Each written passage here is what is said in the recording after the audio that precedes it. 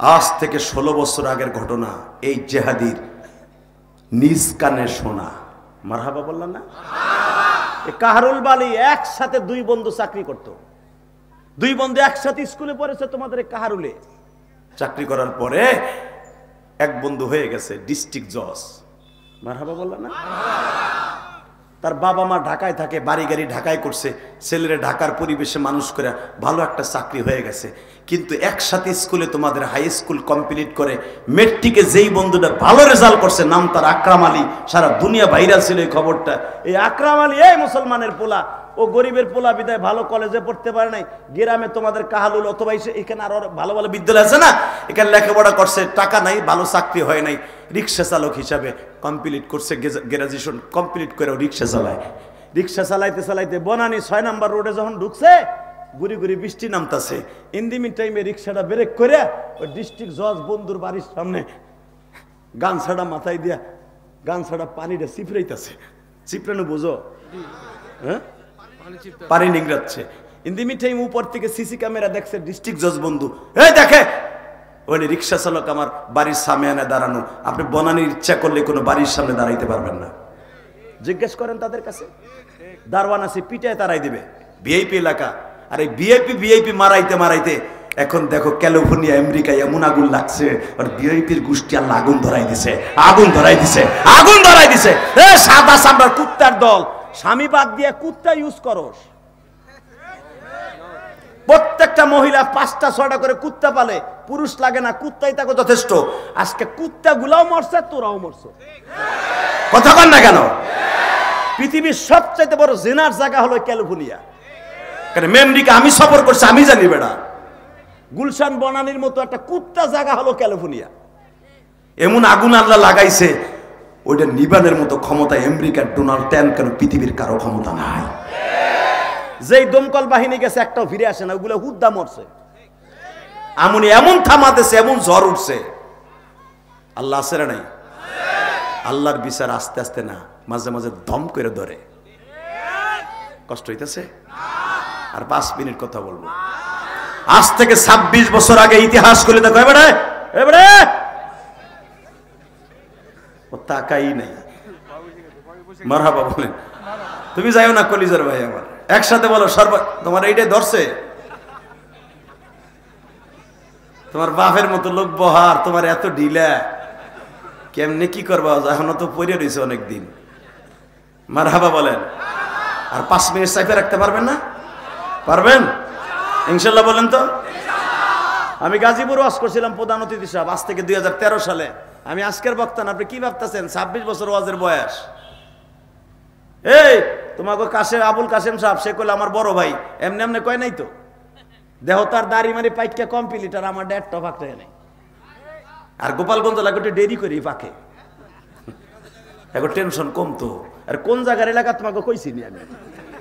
আছে আছে, এখন কইলি মাইর খামু আমি জানিলে কম না। আগে এক সময় শাশুড়ি কইতাম,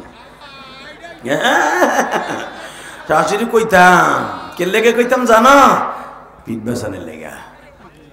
তবে শোনেন, একটা কথা বলে দিয়ে যাই, এই দুনিয়ার মালিককে শোনেন, একটা জিনিস মনে রাখবেন, হুব্বুল ওয়াতনি মিনাল আমান। দেশকে ভালোবাসা ইমানের একটা অঙ্গ। দেশের প্রেমিক হিসেবে বলতাম, শুধু একটা কথা বলবেন, এই জমিনের মালিককে। যখন দেখবো আমার বাবাও কোরআন হাদিসের বিরুদ্ধে কাজ করে, তখন আর আমার বাপরেও আমি খাতির করবো না। এর নাম হলো মুসলমান। রেডি? রেডি আছেন তো?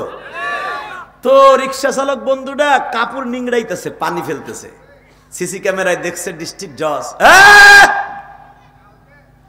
কে স্যার? একটা লোক, গরিব মানুষ, এত ধাক্কাই হে যায় না,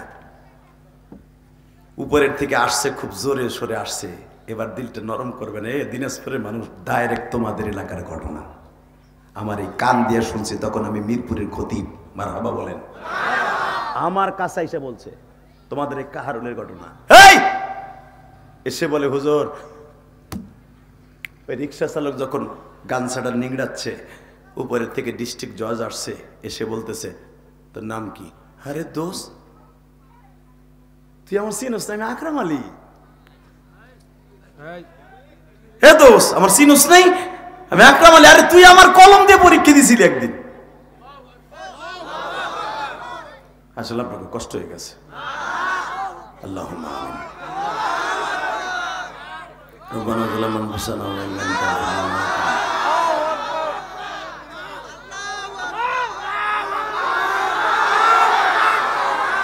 এরা হইছে।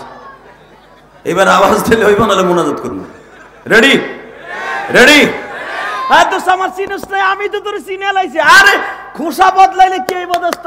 বাল্যকাল ভোলা যায় না। চুপ, গেট আউট। হাসবেন না, কানবেন। আকরাম আলী ঠিকই চিনছে, ওই বন্ধু চিনে নাই। বেশ চিনছে ঠিকই, সামাজিক বৈষম্যতার কারণে পরিচয় দেয় নাই। অল লেভেল আর অল লেভেল এক না। শেখ হাসিনার পতন হয়েছে একমাত্র এই লেভেলের কারণে। আমার আল্লাহর কাছে কোনো লেভেল বলতো শব্দ নাই। সাওয়াউনা আলাইনা, সব এক। আরাফার মাঠে সব হাজিরা এক সূরাতে কেন থাকে? মন্ত্রীরও যা, এমপির তা, রিক্সা চালক জায়গা জমি পয়সা হজে গেছে সেও যা, একই সাজে সাজি। ঠিক না বে ঠিক? আল্লাহ এই লেভেলটা রেখে দিয়েছে। আমার কাছে কোনো লেভেলের দাম নাই, আমার কাছে যে সব এক, সব এক, সব এক। আমার সবচেয়ে বড় পরিচয় আমি বাঙালিটা নয়, আমি মুসলমান, এটা হলো বড় পরিচয়। রেডি? Get out.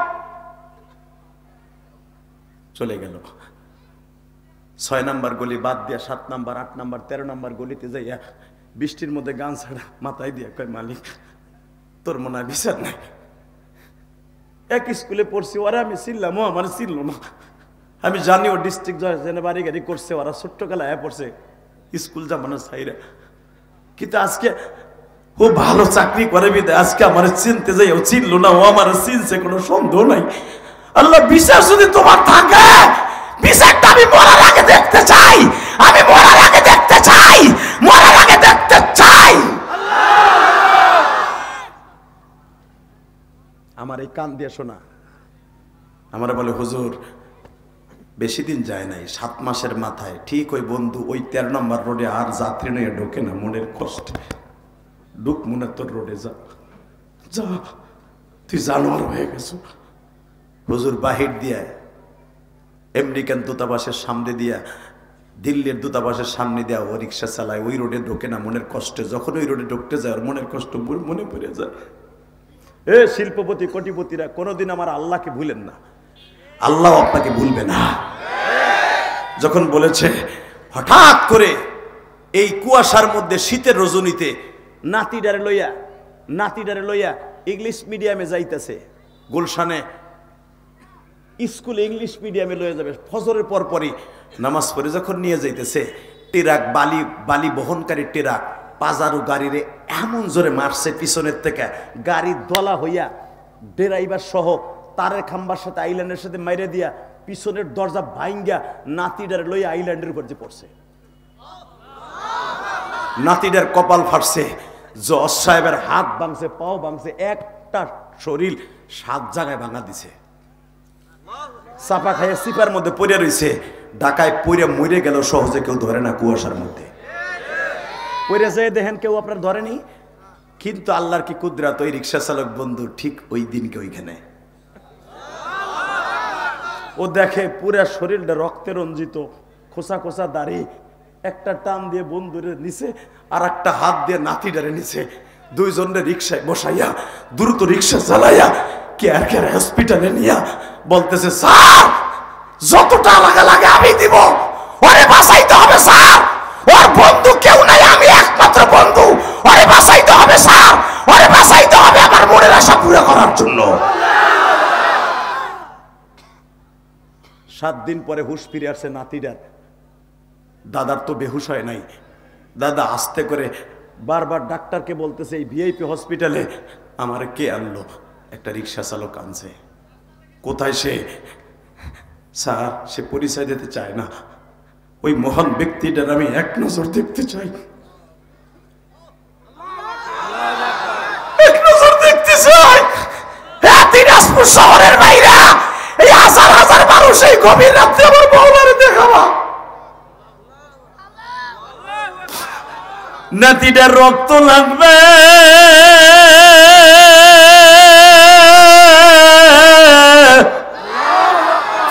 বন্ধুর রক্তের সাথে বাবার মিলে নাই, নাতিটার রক্তের সাথে রিক্সা চালকের রক্তের গ্রুপ মিল, প্লাটিনাও মিল আছে। সঙ্গে সঙ্গে এক ব্যাগ রক্ত নাতিটার শরীরে দিয়ে দিছে।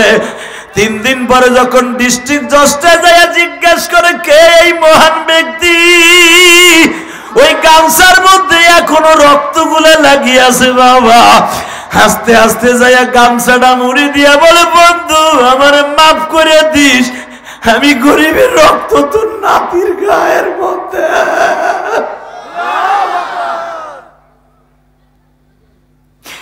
অসুস্থ শরীর লয়া কান্দে আর বলে বন্ধু রে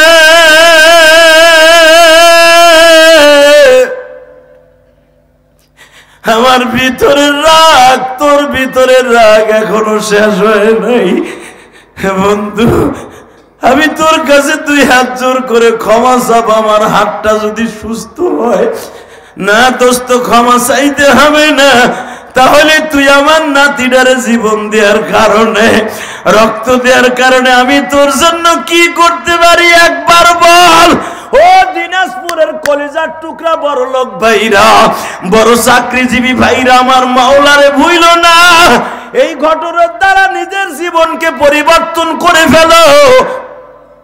দোস্ত আমি তোর কাছে কিচ্ছু চাই না, শুধু একটা জিনিস চাই, কি তোর এজলাসে যখন কোনো গরিবের মামলা যাবে, ধনীর টাকা খাইয়া কোনোদিনও ধনীর পক্ষে দিবি না, এই ওয়াদাটা আমার কাছে দে। গরিবের মামলা তুই নিজে লড়বি, কারণ গরিবের দুঃখ আল্লাহ ছাড়া কেউ জানে না। এই যে মানকা সোরা বিচারপতি সাইদি সাহেবের বিরুদ্ধে নিজে ফাইল কেস দায়ের করছে, ওর রায় ফাঁসি হয়েছে সাইদি সাহেবের যাবজ্জীবন। আজকে দেখ ওর পরিস্থিতি কি, কলার পাতায় জঙ্গলে শুয়ে রয়েছে, আজকে কুত্তা বিলের মতো লাত্তি উষ্টা খায়। আমার মন বলে এই মানিক যদি এখন মারা যায়, বাংলাদেশে এমন অবস্থায় পড়ে গেছে কুত্তা বিলাই তো ওর জানা যায় যাইব না।